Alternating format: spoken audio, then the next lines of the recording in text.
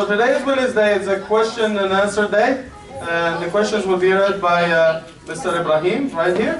But before we go to the questions and answers, last night we had a fight, I like the rhyme, at the Peel District School Board, or Board of Schools, whatever they call it. So we're basically fighting for the students to have the right to pray Salatul Jum'ah in public schools. Right? You don't have this problem, alhamdulillah, because you come to the masjid, Salatul Jum'ah here, no problem. But the problem is they have issues with the khutbahs and students praying in jama'ah together, and we have been doing this for about 3 months now. So hopefully, inshallah, the issue will be resolved. But I just wanted to let you know that, alhamdulillah, Allah subhanahu wa ta'ala has favored you guys. You come to the school here, you have no issues, no problem. No one has to fight for you to have the right to pray Salatul Jum'ah. Now we're going to move to the questions, inshallah. Why are there imams? Why are there imams? MashaAllah. Imams are important because they lead prayers, they marry people, they divorce them, they counsel people, and they teach. So this is a very important job. So the same goes for why are there any teachers or doctors or cab drivers? Because we provide a service to the community just like everyone else. So we try to make people's lives better. We try to make people's lives easier. So hopefully we are successful at that, inshallah. Is it haram to have no beard? Well, it's a good question. So 50% of the time I answer that wearing a beard is haram, and 50% of the time I answer that wearing a beard is sunnah. So wearing a beard is haram for sisters. 50% of the time, this is my answer. Which is very true. Which is very true. Okay. It's logical because if someone comes to me and says, what is the ruling, listen up, what is the ruling when wearing a beard? And I say, you have to be very specific because you have to say, what is the ruling on wearing a beard for a brother? Because sisters don't have to wear a beard, right? So for the brothers, the ulama have different opinions. Some say it's wajib, it's a must, and some of the scholars say it's a sunnah. Okay. Where did we get this from?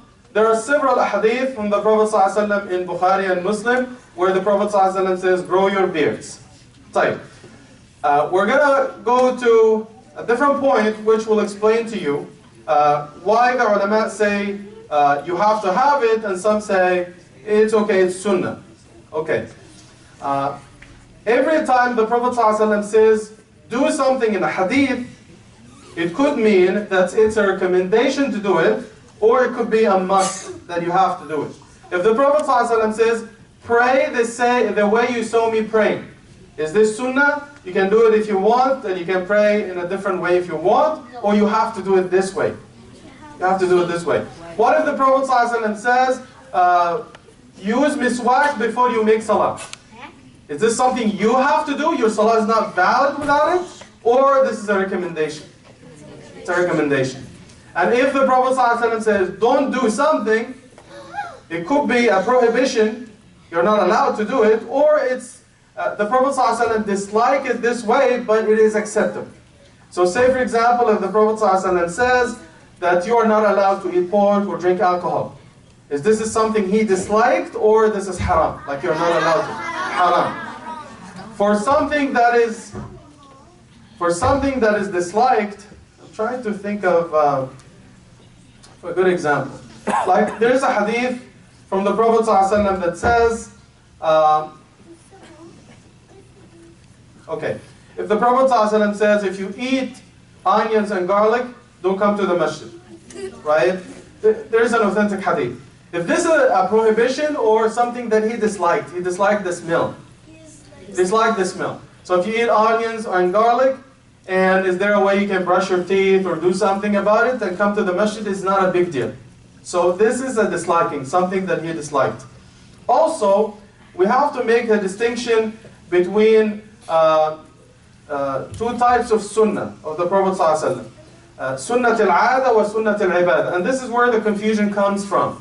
Sunnat al-'ada is something that the Prophet ﷺ did because everyone else was doing it. So the Prophet ﷺ had a turban, and how many of you saw the movie, The Message? Message, the movie. Mustafa Akkad, Anthony Quinn, right? So if you saw the characters in the movie, like Hamza radiallahu anhu and Bilal and everyone else, had a turban on their head, like a kufi or something. And the same is also true for Abu Jahl and Abu Lahab and the kuffar in the movie. Everyone was just in the same way, right? One of the scholars was giving a lecture in the UK. So this speaker is from Saudi, I think. I think it was Sheikh Muhammad Al-Arifi. So, and he was dressed in a suit and tie. So someone protested and said, why are you dressed like the kuffar in a suit and tie? So the sheikh asked him, how did the Prophet ﷺ dress? So the man didn't know what to say. And the Prophet ﷺ said, he dressed like everyone else. Like Abu Bakr and Umar, and also like Abu Jahl and Abu Lahab. And because everyone had the same fashion, the same style of dress, right? So the sunnah of tradition.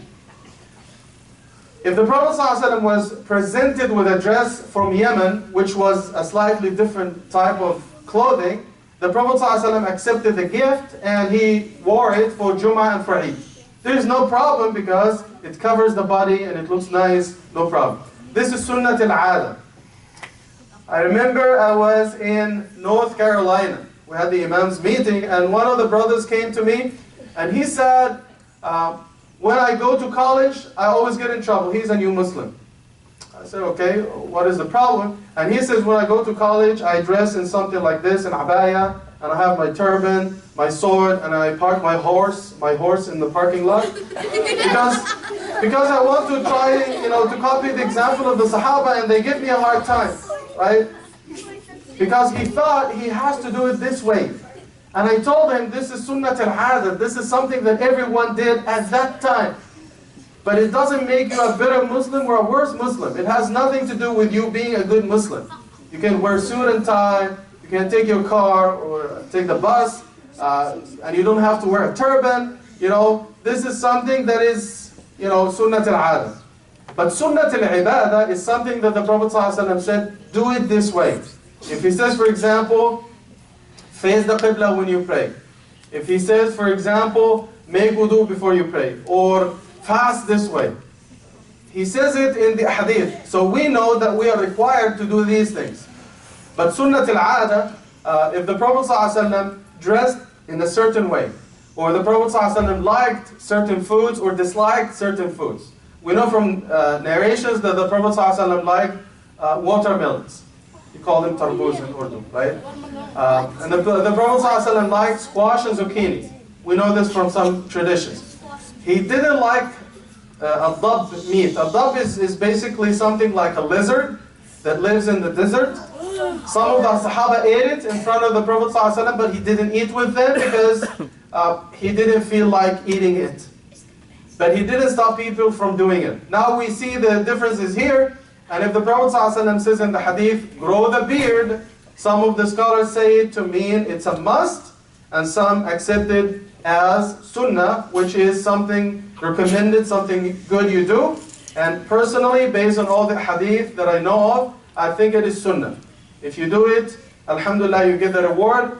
If you don't do it, then I recommend you to do it, just to copy the example of the Prophet ﷺ and get the reward.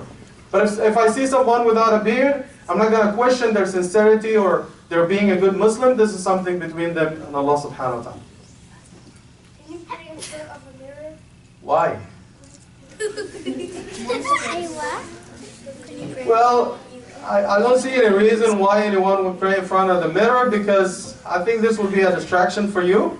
But if, say for example, I work in a store, and the only place that I can have some peace and quiet, where I can pray, is like a space in the back, but there is mirror in front of me. Khalas, you just look on the floor where you make sajda, and khalas, you do your salah.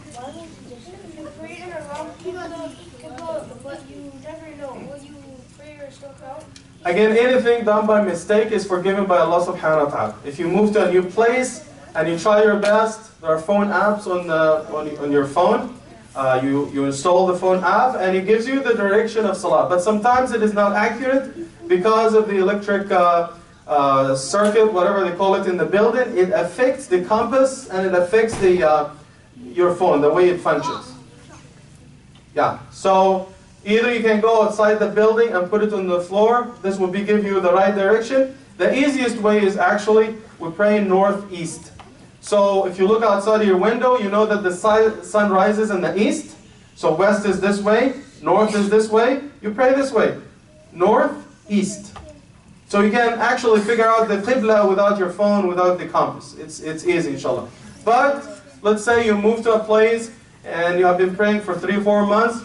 You couldn't figure out the qibla, and it turned out you were praying toward Vancouver or Los Angeles, not Mecca. It's not a big deal. Allah subhanahu wa ta'ala will forgive you. You just move on and face the new qibla once you know the right direction. If you were wearing a necklace saying Allah on it and you hold it in the washroom and forget to take it off, would you get a bad deed? Okay, for gold that has ayat from the Quran, or if you have your cell phone and it has a Quran app inside, you don't have to leave it outside. Because if you leave it outside, then most likely someone will take it, right? So the best way is to keep it in your pocket. Whether we're talking about gold or the cell phone, you just put it in your pocket, or if you have a necklace, you just put it inside your clothes, and that's good enough. If you made a mistake and you go inside, khalas, it's not a big deal, you forgot, and everything that is done by mistake or forgetfulness, Allah subhanahu wa ta'ala will forgive you, and this is mentioned in an authentic hadith. Khalas, we're done for today. We'll see you next week, inshallah. We ask Allah subhanahu wa ta'ala to bless you and your family and give you tawfiq, success. Jazakallah. Assalamu alaikum.